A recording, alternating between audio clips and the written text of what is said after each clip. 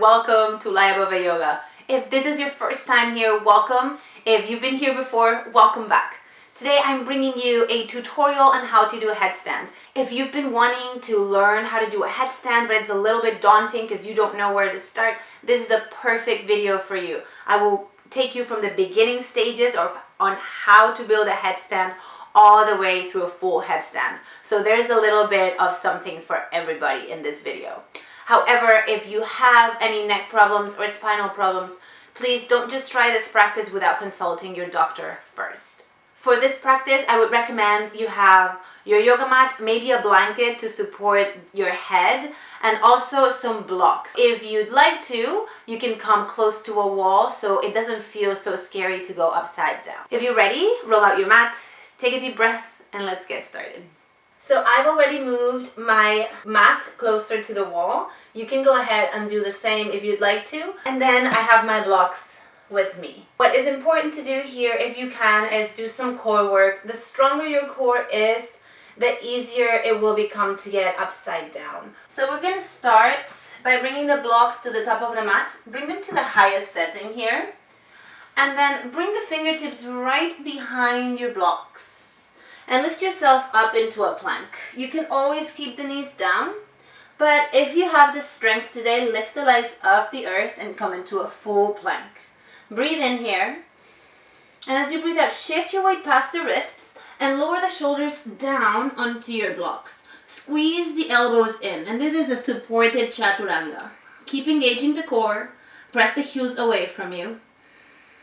And inhale, press yourself back up to plank. And exhale, take yourself back to down dog. Inhale to plank. Shift the weight past the wrists. Exhale, lower down. Inhale, press back up. Exhale, down dog. Inhale to plank.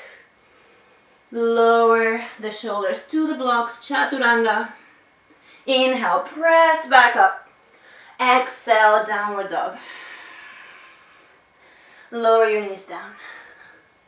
Good job. So hopefully that helped you activate your core. If your wrists are hurting, make sure that you take little breaks and stretch your wrists. And the more you ground your hands properly, the easier it becomes to grip and support the wrists and not get those wrists hurt. For the alignment for your tripod headstand, it's important to know that it is the actual top of your head that should be on the earth. Sometimes we tend to put the front of the head, which makes the neck go back this way, or we put the very back of our head down and then it makes the neck go this direction. So if you're not sure of where the center of your head is, you can use a block or hopefully something a little heavier, like a thick book, and you can place it right on top of your head, and then once it's right on the center, you'll know because it'll stay there, yeah? And you can kind of feel exactly where your center is. Also, if this doesn't make much sense to you, it just takes practice, and eventually you'll figure out where the center of your head is, yeah? Bring the blocks back to the front of the mat, and we're gonna start to invert here. Blocks are shoulders distance apart. Fingertips are right behind the blocks. And then go ahead and bring that crown of the head right in between the blocks. Squeeze your elbows in, so don't let them splay out. Make sure that the middle finger and the elbows are in one line, and place the shoulders on top of your blocks as you tuck the toes and lift your knees. Now just check in with yourself here. How does this feel? Does it feel good? Is there anything you want to adjust? Just breathe here and engage your core. And maybe you notice that you can walk your feet a little closer towards you. The more you stack the hips over the shoulders, the easier lifting up will become. Take 2 more breaths. And gently lower down. So this is step 1. If this felt challenging, that's totally fine. Just practice this for a few weeks or a few days and then move on to step 2, okay? So for step 2, we start the same way. The blocks are shoulders distance, hands right behind the blocks, crown of the head right between the blocks, creating that triangle shape between the hands and the crown of the head. Squeeze the elbows in. Tuck the toes. Begin to walk your feet in. Now from here, as you stack the hips as far over the shoulders as possible, take one leg up to the sky. Now the other toes stay grounded, or maybe engage the core and float here just for a moment. Keep squeezing those elbows in, grounding through the hands. Exhale, gently lower those toes down, take the left foot down. And do the same with the other side. Take your other leg up. Maybe you stay with the toes on the earth, or maybe you float. Breathe. And gently lower down. And then come out of the shape.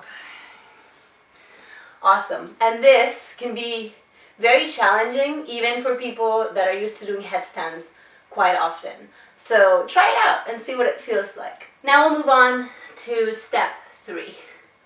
For step 3, we start the exact same way. Hands behind the blocks, crown of the head between the blocks. Shoulders come to the blocks, tuck your toes. Lift your knees off the earth, walk in. Elbows stay really plugged in towards each other. Then bring the knees, if possible, onto your triceps. Bring the big toes to touch. Keep squeezing the elbows in. And this is a great place to be, so you can stay there. Keep engaging the core. And if you're feeling like you have the strength to go up, take one leg all the way up. And maybe this is where you stay. Maybe take the other leg all the way up. Keep squeezing the elbows together. Tucking the belly button in towards the spine. And breathe deeply. And then gently come out the same way you came in. One knee lowers down to the tricep. The other one lowers down. Then the toes lower down. And then come out. And the last variation would be without the blocks. Make sure that your neck is feeling really good before attempting this without blocks. The blocks really support the neck, so it's a great way to do it even forever, right? Using blocks is not a bad thing. It's a fantastic chance for us to get into shapes that maybe we wouldn't be able to without them. So if you are ready to do your headstand without the blocks, move them out of the way. Now ground the hands down, and again just imagine a triangle between the hands and the crown of the head at the top of the mat. So then you'll know where you want to place the crown of the head, right? And again, it's not the forehead, it's the center of your head. So ground the hands, elbows are staying tucked in, crown of the head comes down. Elbows are still squeezing in, tuck the toes. And you can do any of the variations we did before with the blocks without the blocks. Or if you want to try to do it differently, begin to shift the weight. And maybe your legs come up nice and straight. Squeeze the elbows. And breathe.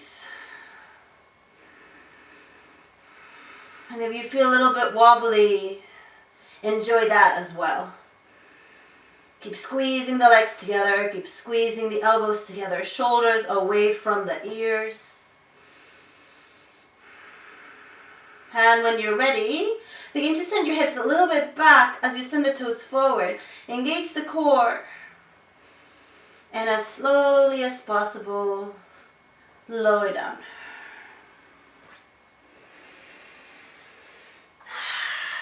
And then always, after inversions, take a child's pose. Just giving yourself a few moments to notice the effects of inverting. Getting a new perspective on things. Exploring the possibilities.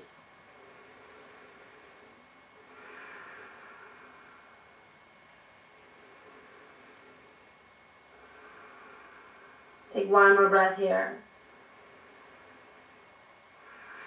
And gently bring yourself all the way up.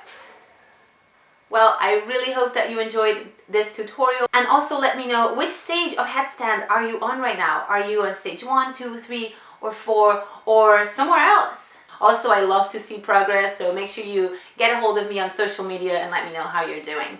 If you're enjoying my videos, please consider liking, commenting, or subscribing so I can continue to bring you tutorials like this one, as well as longer yoga classes so you can build your own yoga practice at home. I will see you next time. Have an amazing day.